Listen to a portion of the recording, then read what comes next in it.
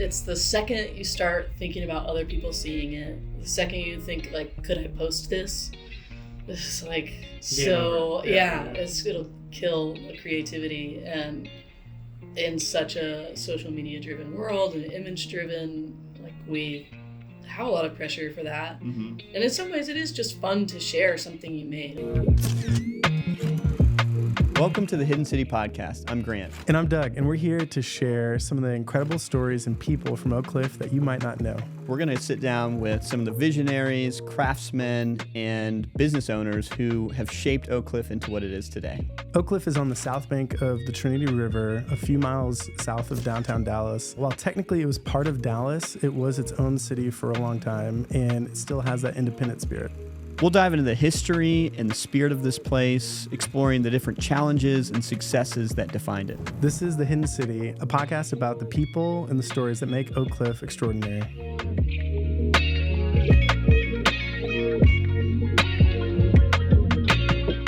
Welcome to this episode of the Hidden City Podcast. Today we have a super special guest, Sarah Nystrom, who's an artist and painter here in Oak Cliff, and also godmother to my daughter. Most importantly. But yeah, neighbor here in Elmwood and a dear friend. Sarah, thanks for being on the show. Thanks for having me. This is so fun. Yeah, great. Awesome. Well, we kind of start the show off usually just kind of asking, how did you come about to Oak Cliff? I know you grew up in Dallas, and yeah, what drew you here, and what was that connection?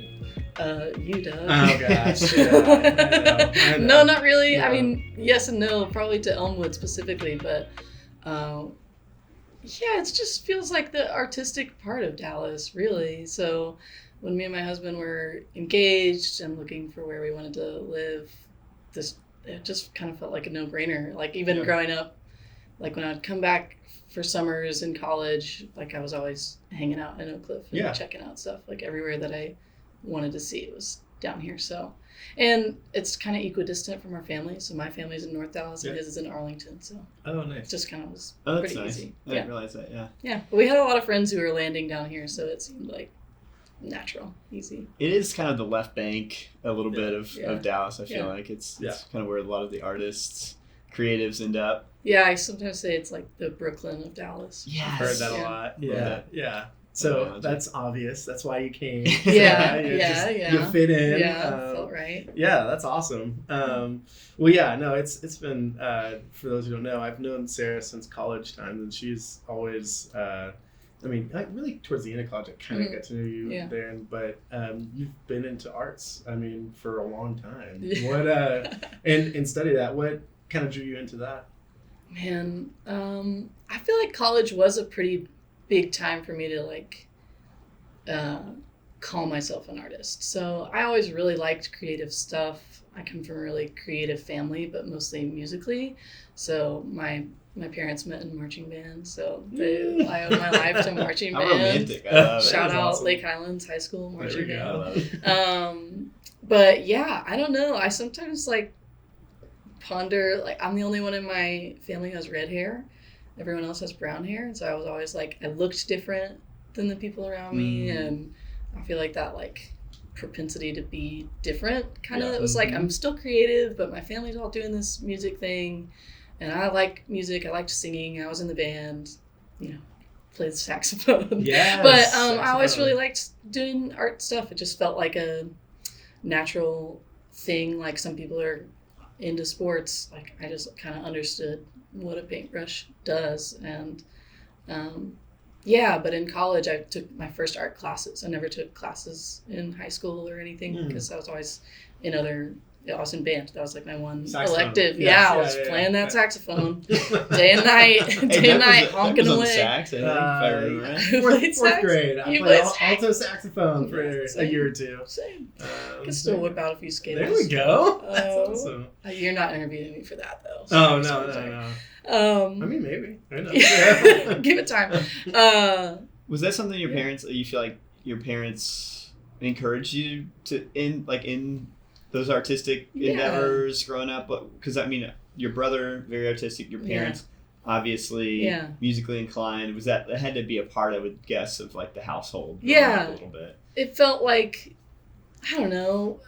As a parent, they probably were just, when I'm bored, they're like, well, go, like when you're really little, go color or go draw or go do something. Go, my brother really likes, he's a songwriter. He loved to play piano. And I didn't really catch the music theory side of stuff. So yeah, it just felt like a natural hobby, like a way to spend your time.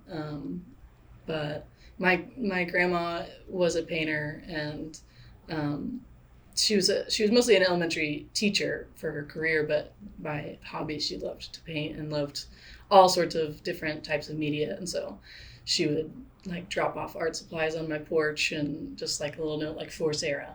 Oh, that's awesome. Then leave. Like she was like very like low key about it, but just like, you'll like this, and I picked it up for you. And, and I think that introduced me to a lot of different styles or types of media from a young age that maybe I didn't realize that wasn't like normal for every kid or something. And just kind of found the joy of it early as like a place of solace, like peace. I've always really enjoyed kind of being alone and making something. Grandmothers. Ours read us books and like gave us a little bit of that kind of love, I feel like. But that's cool. It's a good relationship, those grandmas. Yeah. Sweet. What did she like to paint? What was her favorite thing? She loved the Impressionists. So she loved to do copies of Monet and Van Gogh and stuff like that. She liked flowers a lot. Nice. She'd do a lot of florals, and I do a lot of florals. Texas, I feel like when we're thinking of your painting and art that you do recently, it is like focused on florals, or Texas like wildflowers or scenes. Is that where some of that comes from, or what kind of keeps drawing you back to that? Yeah, for sure. I do a lot of floral pieces, and I do love just Texas wildflowers. Driving in Texas during the spring is so much fun and just blows me away. Like, thank goodness for Lady Bird, what she did for us. Like, it's just amazing to be along the highway. And actually, I heard recently the bluebonnets bloom on the highway better because of the carbon monoxide from the cars. Like, it does something to make them bloom earlier. So our highways look pretty because of that. Anyway, I just like love that kind of thing. Sounds counterintuitive, but actually, when you think about it, it makes total sense. Yeah, it's funny. It's like, why doesn't it bloom other places? But I just love flowers. They're happy. I think I'm just in a space with art right now where I want it to be joyful and not super cerebral. Yeah. I've been in other seasons, like in college or, right after college, where I really was like processing a lot and had a lot to say in art. And I love that too. I love that kind of art too. But right now I'm busy raising little kids and I don't have a lot of time to create. And I just want to make something happy. And also maybe because I'm like young and decorating my own home, like maybe that feels like something like what would I want to put on my walls? And so you find that you have to kind of fight to protect the piece of making art, or like you're saying, you find it as a joyful thing. Yeah. Is that right now in your stage of life? Is that pretty easy to find when you're painting, or do you feel like you have to like be like, okay, I have to have the right circumstance or the right setting? No, that's a good question. I feel like what I'm doing right now is because of the limits that are naturally in my life. Like, I stay home with my kids. They're 2 and 4 years old. Only Tuesday, Thursdays are they at school. So otherwise they're with me, and it's like during nap time that I work, or early morning, like 5:30. And so I've like moved into this kind of mixed media style that's like a lot of watercolor and oil pastel, which is like, I'm not mixing color by hand. Like, I don't have a lot of cleanup. Like, oil paint is very intensive on mixing and cleanup. Whereas like watercolor, sometimes I mix a little color, but it's just like rinse it out with the I don't know. Yeah. I don't want to get too technical, It's but simple. yeah, it's very simple. It's very approachable. And it's there's no like lag time between when I get in the studio and when I'm making. Like I just walk right in and start. Not a ramp up period. Yeah, of sorts. yeah. And so I feel like there's an energy that comes into the work from that feels kind of, I want it to feel kind of like exciting and joyful, and like hands are in it, and like it needed to be made quickly, like an urgency, like a happy urgency to it. So yeah, I feel like that is kind of where I'm at in the studio. I feel like obviously being friends and going over to your house, I've seen the studio that you have. Yeah. And also I think of Eric and Yu's space back there where he's like, for those who don't know, Eric founded the Elmwood Farms and is very into charcuterie and meats, and is like, Eric's probably more mentioned on the show than anybody. and has not been interviewed yet. Yeah, we need to get him on. Yeah. Mysterious. Yeah, it's mysterious Eric. But he posted a photo of like, it's like him drying his meats in the studio and then also your artwork. And I was like, this is the most beautiful, like these people are just going after their passions. And it's a dream. Awesome. Yeah. It's a dream. Yeah. 2 huge legs of prosciutto drying. Yeah, that's what it was. Yeah. It's like my studio's a garage or freestanding garage. And so we're using like the track for the garage door to hang prosciutto and age it for like a year. It's amazing. That's the most Oak Cliff thing ever.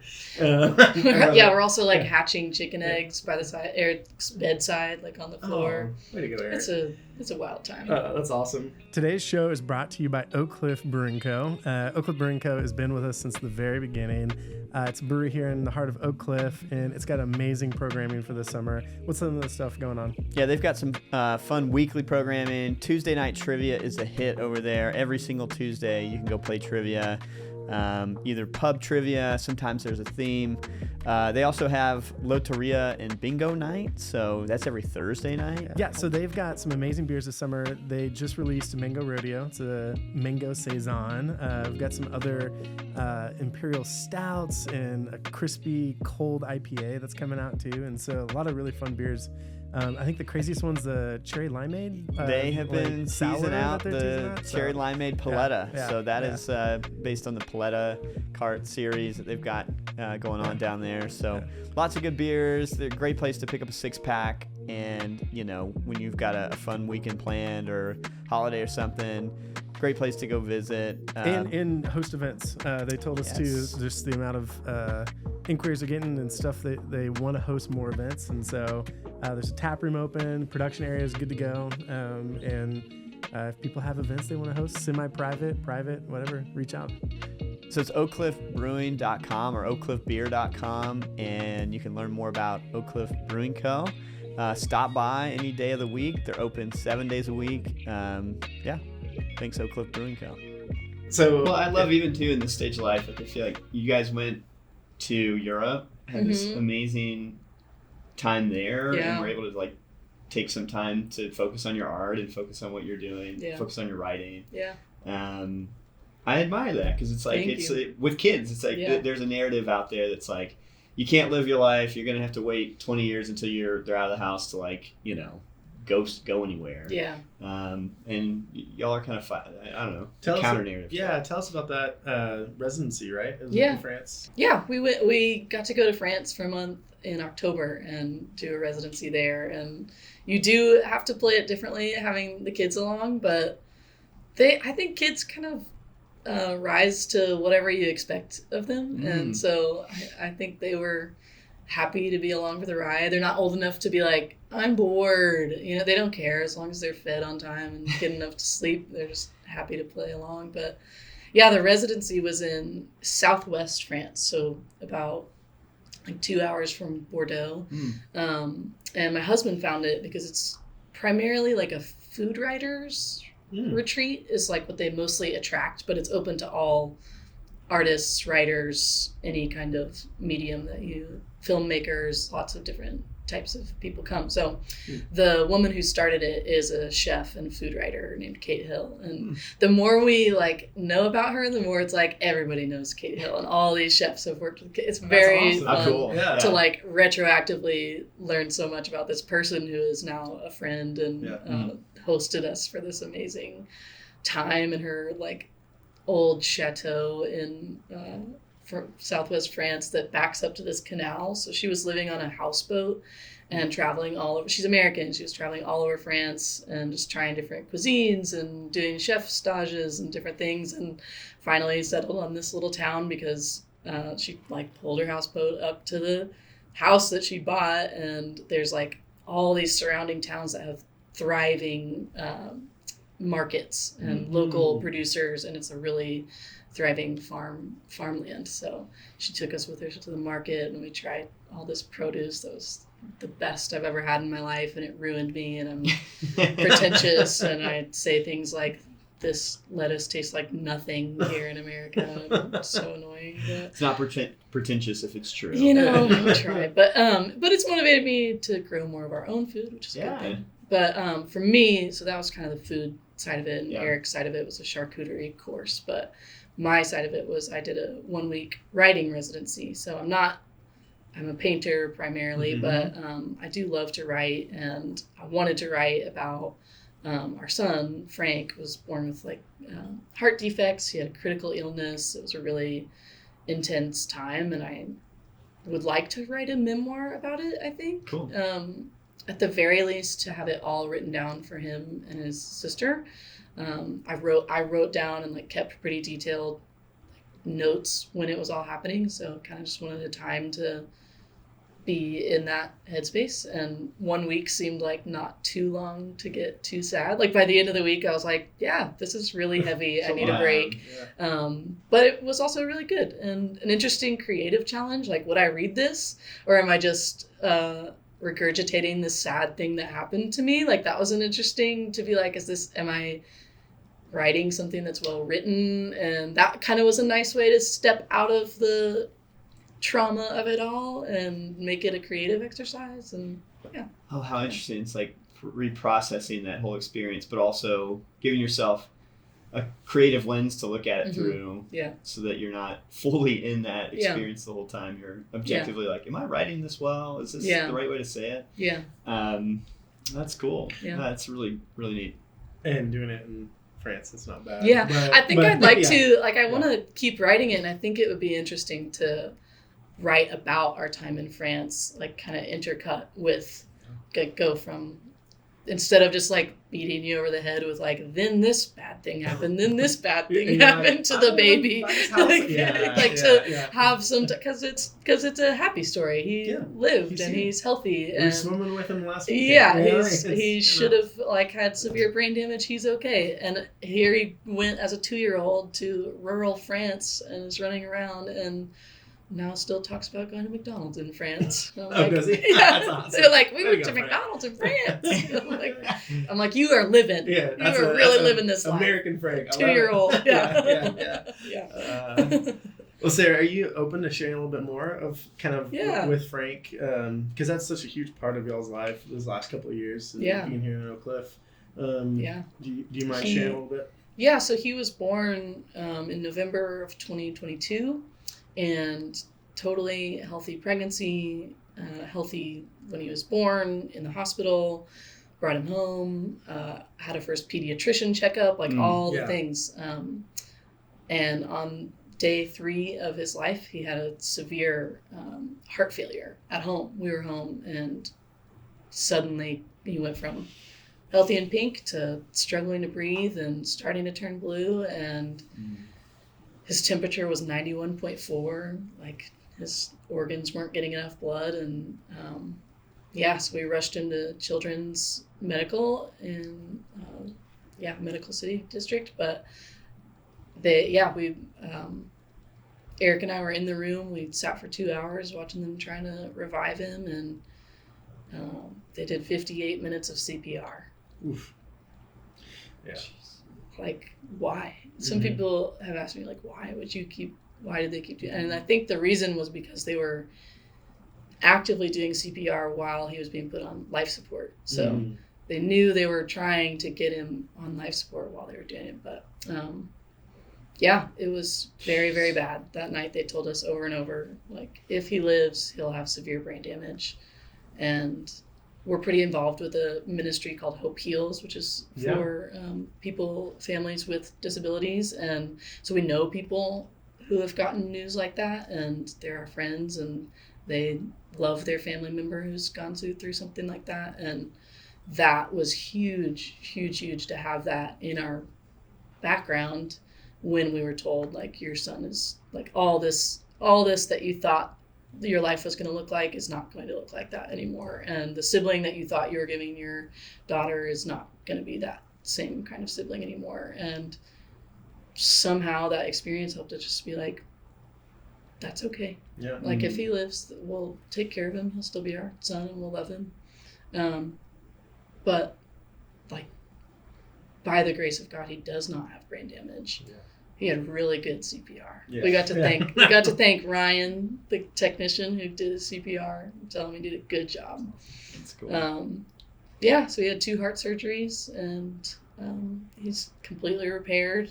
He will always need a cardiologist, but yeah, it was a long road. There was a lot of touch and go for a long time. Yeah. Besides just that night, but now he's just Frank the Tank. That's my it. happy little dude. Frank the Tank He's running so around with a smile on special. his Yeah, face. he's the happiest little guy.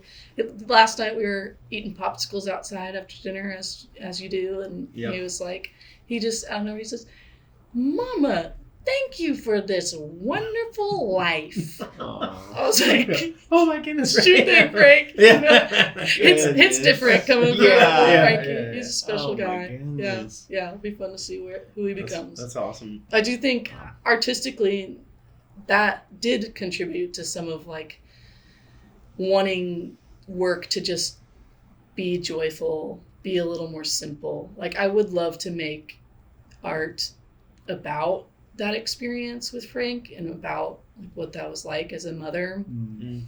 I'd like to write about it. I'm little by little want to write about it, but I think artistically it just made me crave something beautiful, something simple, something easy, when everything else was really hard to come back from after that. Yeah.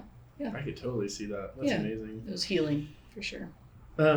So something else, Sarah, when I think of your work, it's very much kind of like an ode to Texas. And I know we've talked about John Flaming and Frank Ray and a few of these other kind of Texas artists that are inspirational. How do you kind of see yourself in some of those areas or arenas? I know you don't have to be like, I'm just like it, but like these are artists in Texas that are creating work around Texas, and I see you doing the same thing. Yeah. I love Texas Yeah. so much more than I did as a kid, or I really wanted to get out when I was in college. I really wanted to go to New York or somewhere, anywhere. Yeah. And I didn't. It just didn't happen for me. I tried pursuing some stuff and it just didn't happen. So I ended up in Dallas. And I didn't want to be here. Yeah. And the longer I'm here, I'm like, Texas is so cool. There's so much to, like, I have a culture that I come from that I want to celebrate and enjoy. And also it's like iconic. Like, as a visual artist, like, the history of Texas has so many cool images, and like Western films are so fun to paint from. And so I, for a while, I was trying to do portraiture without doing commissions. And I felt like Western art was a pretty easy way in for that, because it's people and places that are fun to draw, fun to paint, and that people really enjoy. So I started doing that as like a way to do portraiture, really. Texas is pretty awesome. It really is. No, we were talking to someone the other day, and it's just like, how many states can you go around the country or around the world, and people are like, hey, I know what this is. Yeah. And there's a mystique to it. Like, it's true. You can be in. It has a real identity. Yeah. That even people that are halfway around the world will, like, oh, Texas, like, that's interesting. I was listening to a Charlie Crockett episode, and he was talking about that too. He was in Sweden and kind of more of the Nordic countries, and they're all like, he's like, I felt like I had a leg up because I have a culture that I come from. Yeah. But it is hard. I could see too, from an artist's perspective, it's hard to recognize that when you grow up here, I think, Yeah. or appreciate it that much because, Yeah. Obviously New York, LA, like there's the coast have always coast been call. sort of, Yeah. the coast call is kind of a thing that we've talked about on the show before. And everybody we've talked to has also said like, no, the further I dug my roots in here, the more I fell in love with it. Yeah. And found it to be actually better than going somewhere else for a lot of reasons. For sure. I think about also like just like the Great Plains and like the huge skies and like all the landscape that Texas has. I think people will often be like, Texas doesn't have any natural beauty, and I'm like, we have the best skies at least. So like we have a little of every type of landscape in Texas. I feel like. I actually, so before I was doing art professionally, I worked at an advertising agency for like 6 years right out of college, and one of my last big clients was the Amon Carter Museum. Oh, wow. And I feel like that was a really cool like foreshadowing of me quitting my job to do a lot of Western art, because it's the largest collection of Western art in the country. But it's not just that. I loved that client because I got into it thinking like, oh, okay, Western art, like boring stuff my grandpa liked. I don't know. And then you go to the museum and they have so much contemporary stuff, and they pair it so well with the Western art. Like they make that Western art relevant to today. I love that museum. It's right in Fort Worth. It gets kind of overshadowed by the other big ones. It's amazing. It's so incredible. So it introduced me to like Remington and Russell, and really. Were you thinking about going that way with?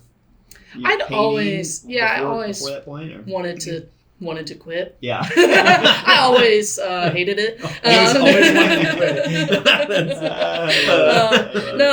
I just always knew that was like the long-term dream, and I learned a lot and enjoyed and benefited so much from my advertising time. But when it's time to go, it's time to go. But no, I don't think I was doing that client thinking like, I'm gonna do this someday or like in the next 6 months or something. Like it just was how it happened. Yeah. That's cool. I feel like it's so important for artists to be making stuff about where they're at too. I think that's like pretty, and we do luck out with Texas, but it is pretty awesome when you're like, hey, I know this, I always think of the St. Helena painting that you've done, or some of these like moments in our landscapes, you're just like, oh, I know this flora, or I know these cactus, or like I know, some of these scenes, and that I think it means, just means a lot for artists to be making stuff where they're at.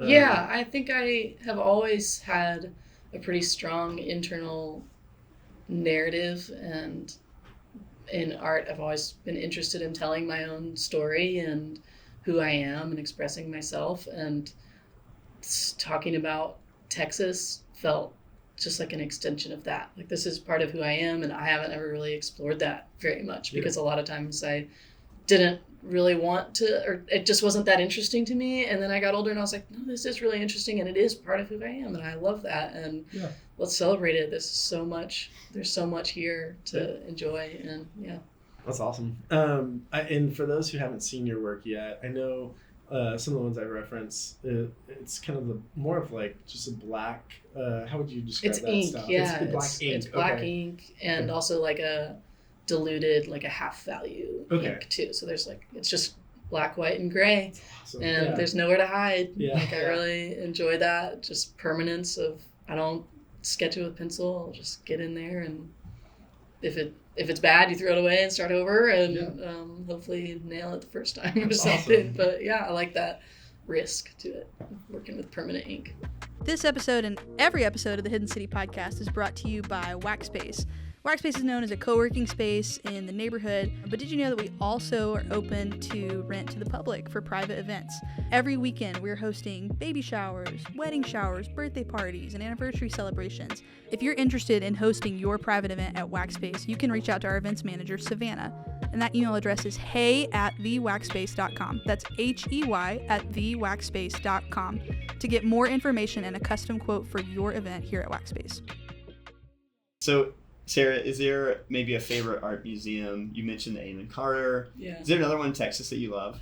Yeah, I always tell people they have to go to Houston in general, the Houston art scene is amazing, but the Menil collection in Houston, it's similar to the Nasher in that it's a private collection, a husband and wife couple that started it, and they have like a whole campus though, so they have a few different buildings. Sculptures, or is it? It's all types of media, but they have a big main collection building that kind of rotates what they're displaying, but they have a whole building dedicated to Cy Twombly's paintings.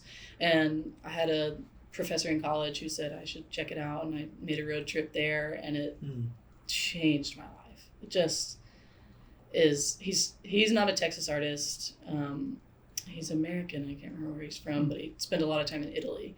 And his paintings are abstract, expressionist, a lot of like, you can see where his hands grabbed the paint and pushed it on the canvas, and sometimes writing on the canvas, but then obscuring it with paint, and in a way that feels very authentic and not like a lot of Instagram art you see that's doing that kind of thing. He really did it. It was like a personal diary that you get to see. And this building, like you just walk through, there's probably 4 rooms, and they just progress so beautifully through his career, and it ends in this one massive hallway with like a 40-foot painting 15 feet high, and it's just this incredible crescendo. It's a musical experience, and I wish we could have gotten married there. It's like a very emotionally beautiful space. He was really inspired by the poet Rilke, so he has a lot of lines from poetry in his work, and the plaster on the walls is from Italy, and you can smell it. It has this beautiful, distinct smell, and the light is like it's like almost like the whole building is a skylight, and then they have a scrim to diffuse it. It's just really special. I'll try to get there once a year. That's amazing. Yeah, it's a must. That was a great description of it too. Yeah, I feel like I've just walked right through the middle of it. Trying to get sponsored. Well, I'm sold. I need to go down to Houston. Yeah, they have the Rothko Chapel too. Is actually probably arguably more famous there, but they just opened a drawing institute. Like, why do I live in Dallas? I should live in Houston. It's because you can visit. I'm just kidding. Don't cut that. Oak Cliff forever. Yes. I don't know. Houston's amazing. I feel like Dallas people hate on it, but it's a super city. They haven't been to the Manila yet. I know. I'm sure that's true too. Yeah. No, I always think of the Anthony Bourdain episode on it, and he was just like, people have this misconception of Houston, and it's an incredibly international city. Yeah. It's like it's gonna surpass Chicago as the 3rd largest in the United States. Wow. It's crazy. It's Texas's main one, and it's something to celebrate. So that's and they have a respect for the arts there that I really, as a city, that I appreciate and can relate to with Oak Cliff, I feel like. But Sarah, that was awesome. I feel like talking about art in Houston, how do you see kind of some of the art community in Oak Cliff? Have you been able to connect with good people here? It's been ridiculous how easy it's been. I feel like kind of the second I was ready to start selling work, start showing work, Oak Cliff is just so ready to like help or give you a space for that. I got to do a fun show last fall at Beatnik, the like shop down like Typo area. She's amazing, Lindsay, the owner. She's such a creative person. Her shop, the stuff she carries is so, it just fits the vibe of Oak Cliff. Everything in there I would wear or buy for a gift for somebody. Like, it's just really represents us well. And she decided she wanted to start doing sort of like a resident program and asked me if I would kick it off, which was so fun. And so it was up for a couple months, my show there, and just did really well. It was really fun to feel like people were into it and seeing it. People that I know who are friends, but also lots of people I didn't know. And that was a new experience for me. I hadn't really gotten to do an in-person show. I'd sold a lot like over Instagram was my kind of main place to sell work before that. So having it in person and all in one place for people to go and see was really special, really fun. And they just were such great partners in it. Yeah, I feel like that was a moment. Like Mhm, watching Sarah's work go, I'm like, oh, this is where people could go and see and purchase. And Yeah. there's something to the realness of that. Not that Instagram's not real, but like you Yeah. can go and like visit and look at that. Yeah, it's a big moment. And you've done a few galleries since then too, I think, right? Or no?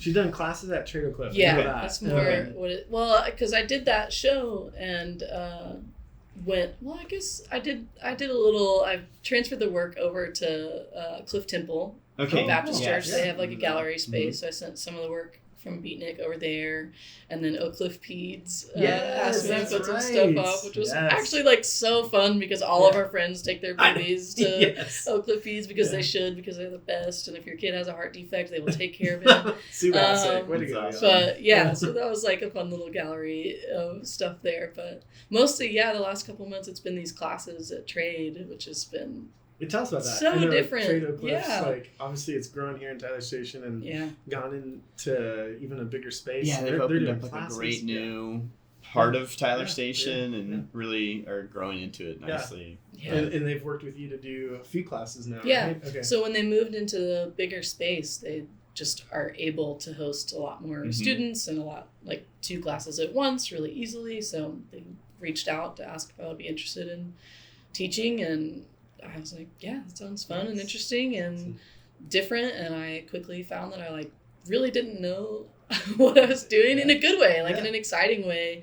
And also in a way that was like it's been kind of affirming as an artist, to feel like, oh man, I know some of how to teach people how to do what I do, but I wouldn't say I'm a great like all purpose art teacher. Yeah. Like Mhm. just teaching you how in general to paint. I don't really know how to do that, but I can teach you what I do and what I like to use and how I use it. For sure. And that's made me made me feel legitimate as an artist in a way. Yeah.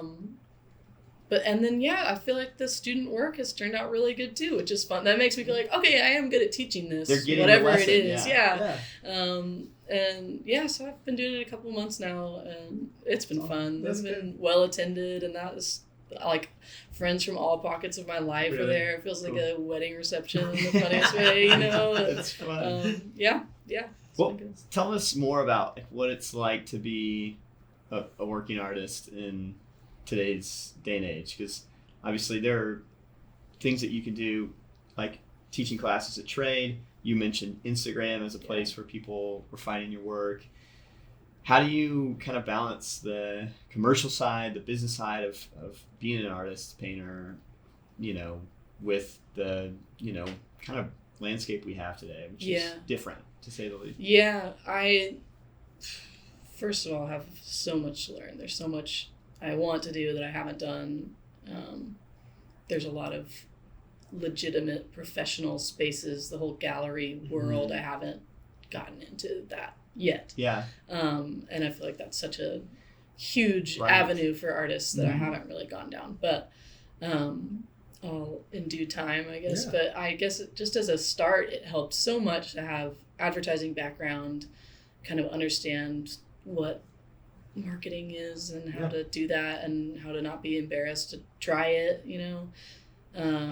Like even when you've posted Instagram stories, I see them, and I think because of some of your marketing brain background, advertising, like I'm always just like, this is amazing. I must like go through the entire thing. 'Cause Thanks. anytime you post, you. it's usually hilarious. Thank But you. also engaging and cool and honest in a way that's refreshing. It's her voice. Yeah, you've you're got a able cool to communicate online your voice, which is yeah. I would say probably not easy for a lot of people to translate to social media. I like really appreciate a good sense of humor, and I think art sometimes gets so stuffy and so serious, and I feel able to take my own work seriously, but I don't often have a very serious voice on Instagram, I guess, and I think everyone likes a good joke now and then. That's true. And it's like I'm not afraid to throw that out there, and I think sometimes the fear of being cringe